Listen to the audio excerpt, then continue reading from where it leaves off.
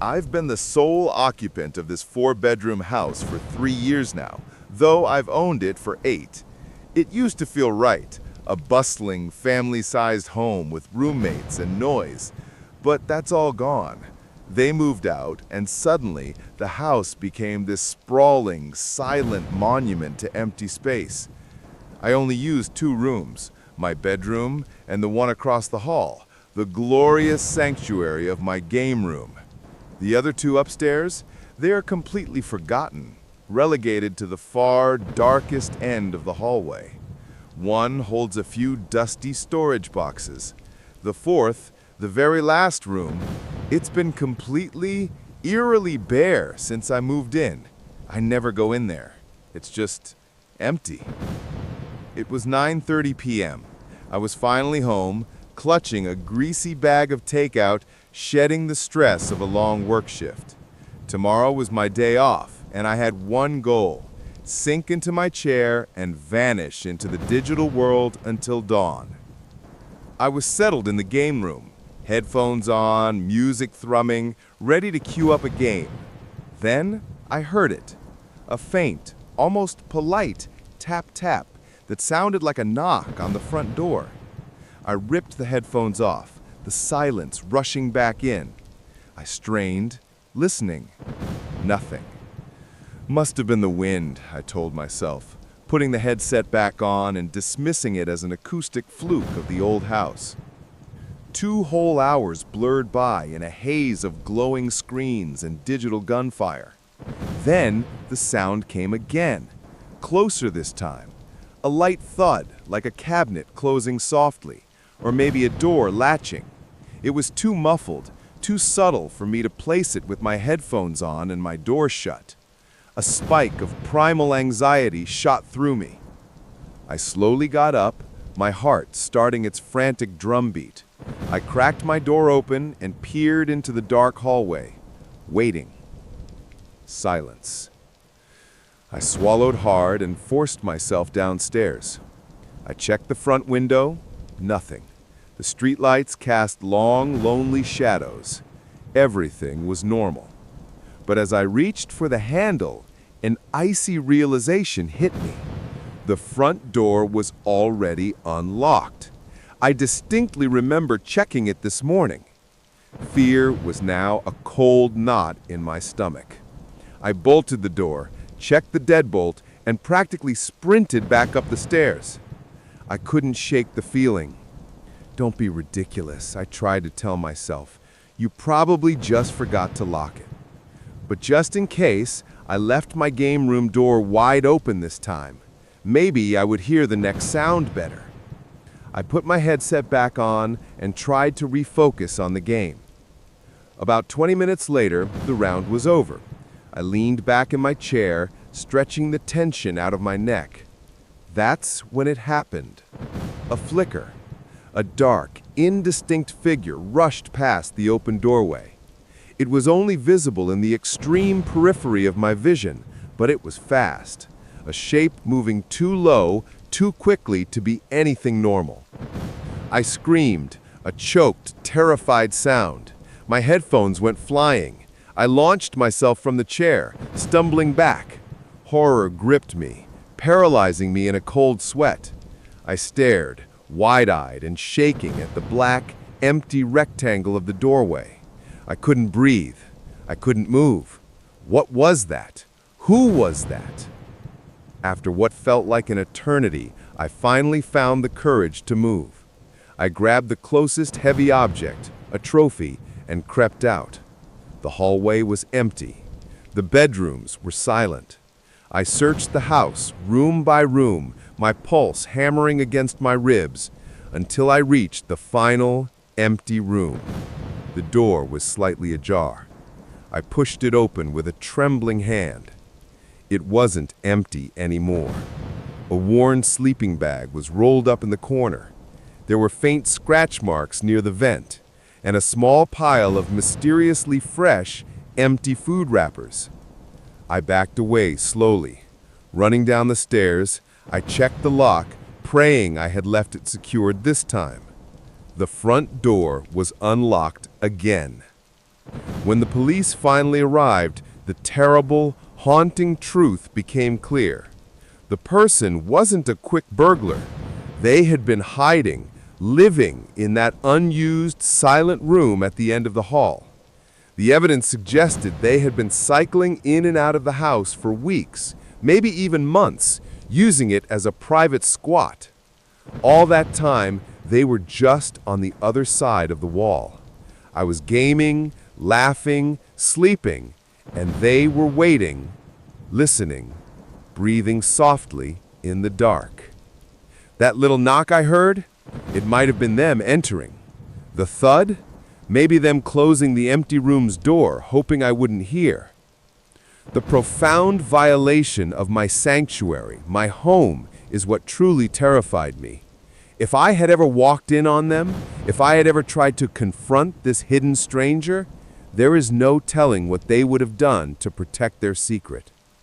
The fear isn't just that they were there. The fear is that they knew me, they watched me, and I was completely, terrifyingly alone with them. This is the story of something truly terrifying that happened to me just under 2 years ago. I'm currently 25, and at the time, I had just settled into this small 2-story house, a perfect little slice of suburbia. I live completely alone, and if I'm honest, that gets lonely. So I relied heavily on my circle of friends. They're like my chosen family, and they were always over. My closest friends, especially Liam, often spent the night just to escape the chaos of their own family homes. It was a standing arrangement. They all had a spare key just in case. This particular Thursday night, I had zero plans. I was actually looking forward to the next day. I was supposed to be hosting a big board game tournament with the whole crew. So I was just trying to get this boring, empty night out of the way. I remember turning in early, maybe around 9:30 p.m. Then I was snapped awake. I looked over at my nightstand. The digital clock glowed 3:07 a.m. But the time wasn't what unnerved me. It was the absolute visceral way I woke up. My heart was slamming against my ribs, a rapid, frantic drum solo in my chest. My brain was instantly wide awake, screaming that something was fundamentally wrong. I initially thought it was just a lingering terror from a nightmare I couldn't remember. But then I heard it. A faint but undeniable metallic shink from downstairs. I froze. A moment later, the slow, agonizing creak of the front door opening, followed by heavy, measured footsteps padding across the hardwood entry floor. Someone was inside my house. Terror turned to a strange, shaky relief. It had to be Liam, or maybe Mariah, who knew I was always an early sleeper. They probably forgot to text. Taking a deep, unsteady breath, I quietly slipped out of bed. I walked to the door, opened it just a crack, and whispered, hoping to scare them a little. "Liam, is that you?" Silence. I stood there in the dark hallway, listening. The silence felt so heavy it was suffocating. Then, whoosh! The bright, white light of the living room lamp suddenly flickered on, cutting through the darkness downstairs. My breath hitched. The silence broke again with a low, tinny cacophony, the sound of a daytime talk show filling my usually quiet living room. They had turned on the TV. Okay, I thought, forcing myself to relax. It's definitely one of them. Probably had a terrible day and came over without warning, maybe even had a little too much wine. I moved down the stairs, trying to project a casual annoyance. I turned the corner into the living room, ready to deliver a stern lecture about knocking. And that's when my entire world fractured. Every drop of warmth drained from my body. I felt a cold, paralyzing dread that locked my muscles into place. Sitting on my favorite armchair, feet propped up on my ottoman, was a complete stranger. He looked older, maybe in his late 40s, with a shockingly pale, gaunt face and dark, sunken eyes. He was wearing an unfamiliar, tattered work jacket. He didn't flinch. He just sat there, watching the screen, It was utterly surreal. As I stood there frozen in utter terror, he slowly, deliberately turned his head. His eyes locked onto mine, and his face slowly widened into an unnerving, maniacal grin. Then, the final gut-wrenching twist. He didn't wave. He reached out with a trembling hand and he patted the cushion right next to him, an unspoken invitation for me to sit down. I didn't think. I didn't scream. I just spun around and bolted. I flew up the stairs, grabbed my phone from my room, and didn't even stop to find my shoes. I kicked open the back door and sprinted across the dew-soaked lawn, desperately pounding on my closest neighbor's back window until they let me in and called the police. By the time the officers arrived, secured the house, and did a sweep, he was gone. No broken window, no forced entry, no trace. What makes me sick to my stomach is what the police found and what they didn't take seriously. They suggested it was likely a drifter looking for a warm place to rest. But drifters don't pick locks with such skill, and they certainly don't sit comfortably, turning on the TV, waiting. And here's the most terrifying part. The detail that keeps me up at night, staring at my ceiling. He hadn't just used the spare key. The police found my own spare key, the one I kept hidden in a fake rock near the flower bed, hanging neatly on the key hook by the front door, right where I always leave my keys. It wasn't a random break-in. He picked his way in, made himself at home, and was waiting for me.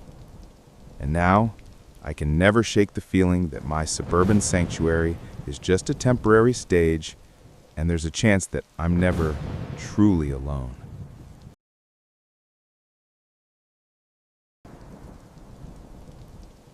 My roommate, Lucas, and I share an old farmhouse just outside the city. He's a total social butterfly, always out at concerts or after-hours parties. Honestly, it means I often have the place completely to myself, which most of the time I don't mind. But that night was different. It was almost midnight. Lucas was God knows where, and I decided to take advantage of the quiet. I grabbed a couple of cold sodas, no, let's be honest, beers, and headed out to the creaky wooden back deck swing. The air was thick and still, the kind of stillness that usually feels peaceful, but tonight it felt like a heavy blanket. I'd been out there about an hour, just unwinding, when I saw him. A figure emerged from the shadows at the end of our long gravel driveway. He was huge, bundled in a dark, oversized hooded parka, even though it wasn't that cold. But it was the way he moved. It was unnatural. He was terrifyingly rigid. His torso and arms were completely still, locked in place, and only his legs seemed to propel him forward in this stiff, slow-motion march. It was less a walk and more a mechanical glide. The stare that froze my blood. He reached the edge of the yard, and my heart slammed against my ribs. He didn't just look at the house. He looked right at me, sitting on the swing in the faint porch light. I couldn't breathe. I waited for him to shout, to ask for directions, anything. But he just stood there, unmoving, silent, a hulking silhouette against the darkness, just watching. I tried to sound brave. My voice came out, a scared, shaky whisper. "Hey, you lost, buddy?" No response. Then the worst thing imaginable happened. He slowly, deliberately, started walking up the gravel path toward the deck. The crunching of his boots on the stones was the loudest sound I had ever heard. I didn't think. I screamed and launched myself inside, slamming the heavy oak door and throwing the deadbolt. My hands were shaking so violently I could barely lock it. The sound of splintering wood. Through the dusty, narrow peephole, I watched him approach. He stopped right in front of the door, his face obscured by the deep shadow of the hood. And then I saw it. He pulled something out from his massive pocket. It It wasn't a hammer or a crowbar. It was a heavy, blackened fire axe, the kind you see on old barn walls. Panic seized me. I stumbled backward, sprinting for the master bedroom upstairs, locking myself in the closet-sized ensuite bathroom. My breath hitched as I fumbled with my phone, calling 911, forcing myself to whisper, "Please, someone, he's breaking in. I hear him. Oh God, I hear him." The operator was talking, but all I could hear was the horrible, tearing crack of wood downstairs. The sound of the axe hitting the door was so final, so utterly destructive, I closed my eyes and whispered a prayer. Then, silence. An absolute, deafening silence. I waited, heart ready to burst, for the heavy footfalls on the staircase. I waited for the shadow to appear under the bathroom door. Seconds stretched into agonizing, eternal minutes. The twist I never saw coming. Finally, a siren. The blue and red lights washed over the bathroom window.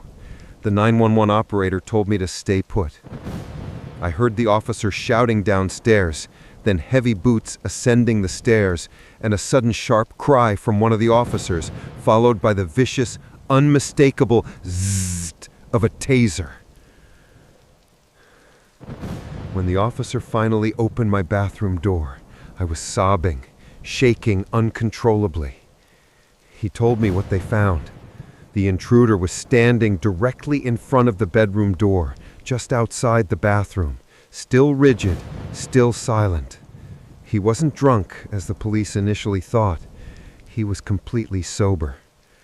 What made my blood run cold, what still haunts my sleep, is what they found when they finally got him to speak. He wasn't trying to rob me. He wasn't targeting the house. He never intended to come inside. The officer looked me dead in the eye and said the man told them, in a strangely flat voice, that he had been standing there breaking the door because he felt drawn to the light on the porch and he was just waiting for me to step back out and see him. If I had stayed on that swing bench, or if I hadn't seen the axe, I would have been his first victim. All I know is that silent, staring, stiff figure was waiting for me, and if I hadn't moved when I did, I would have opened that door, and that would have been the last thing I ever did.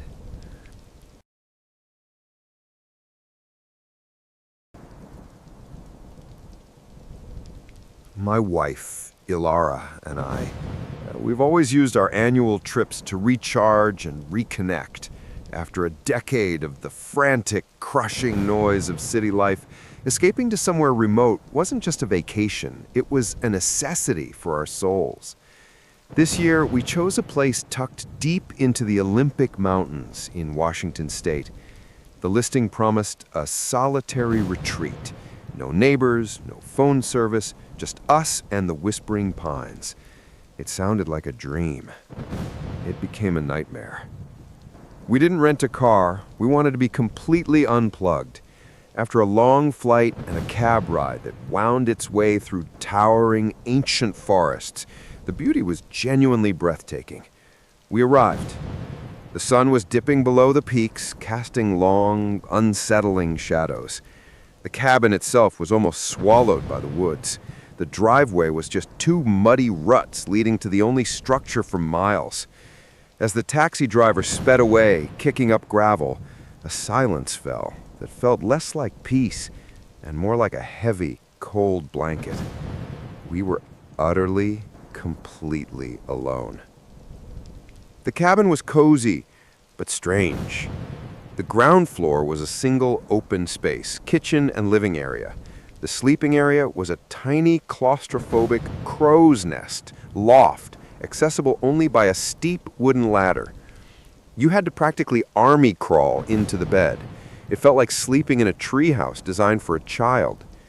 We made a quick meal, tried to ignore the unsettling creaks of the old wood, and opened a bottle of wine.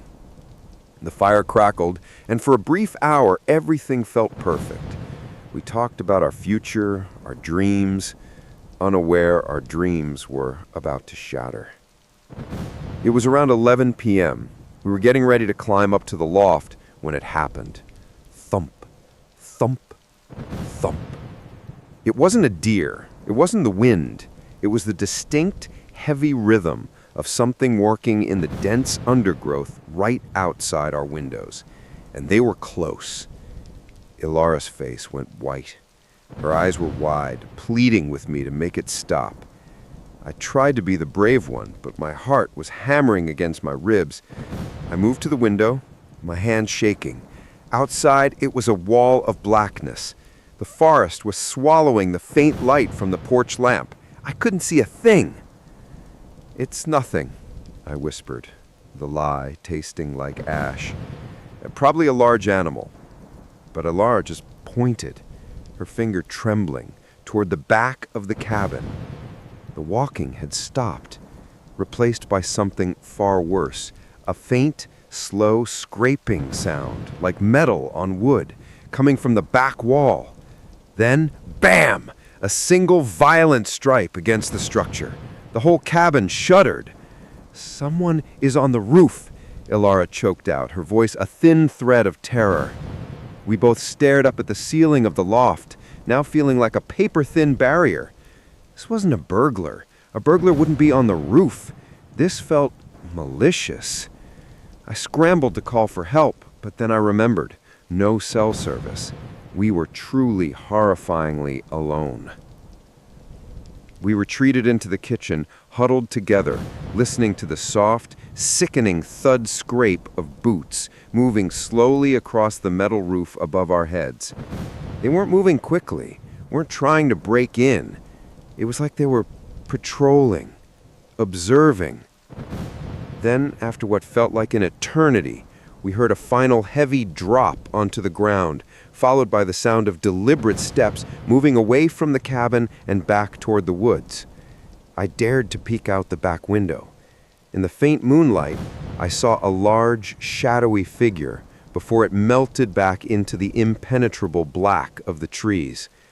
It didn't look back. It simply vanished. We spent the rest of the night shivering in the darkness until the first light of dawn. The fear wasn't just about what they could have done.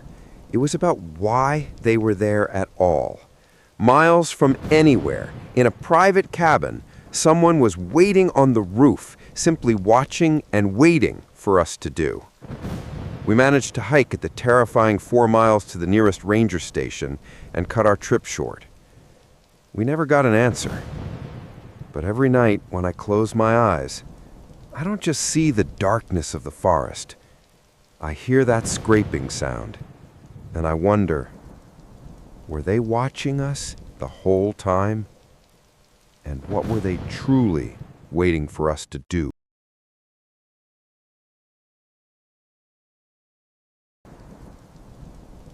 You have to understand the kind of life I had.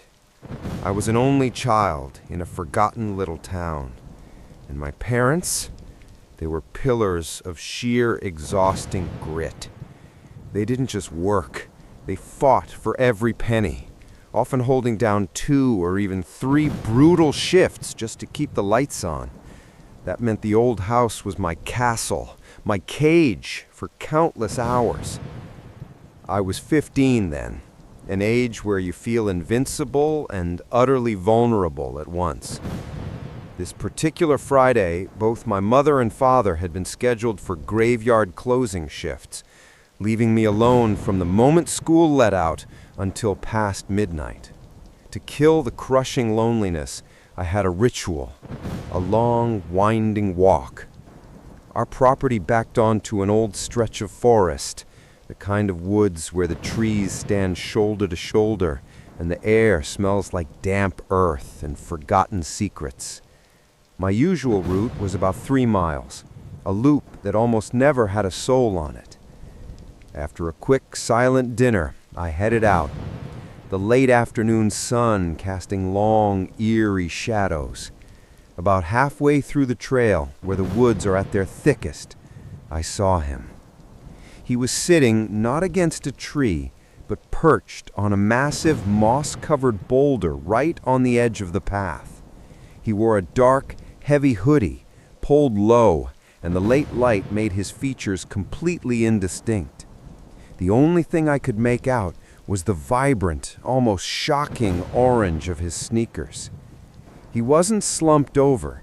He was rigid, absolutely still. It was the stillness that set my teeth on edge.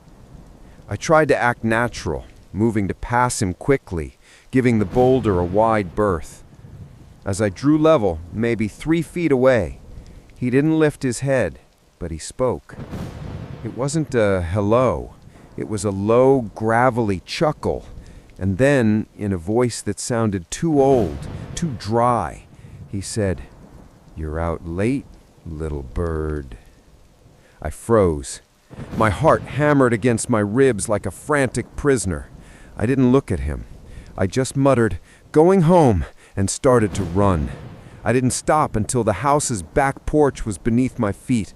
I slammed the back door, spun the deadbolt, and threw the chain lock. My hands were shaking so violently I could barely breathe. I checked every window, every lock, convincing myself it was just some creepy hiker. I finally collapsed onto the sofa, flipping on the TV for some needed noise and light. Then the true terror began. It was maybe 5 minutes later when I heard it. A soft, rhythmic thump, thump, thump, coming from the back deck, right outside the door I'd just secured. I muted the TV. The thumping stopped. Then a tapping on the glass panel of the back door. Not a knock, but an intentional, slow drag of a finger. And a voice, not shouting, but low and conversational, like he was talking to a friend over coffee. "You're locked in, little bird, but I really need to come in." It was the same dry, chilling voice, the man from the trail. I scrambled back, hiding behind the kitchen island, my knees weak. I could see the door from my hiding spot. He was pressing his face against the glass, and through the distortion, I could just make out those vibrant, almost shocking orange sneakers. Then he stopped trying to force the door. He just stood there for what felt like an eternity. And then he whispered, clearer this time, an almost tender, terrifying plea.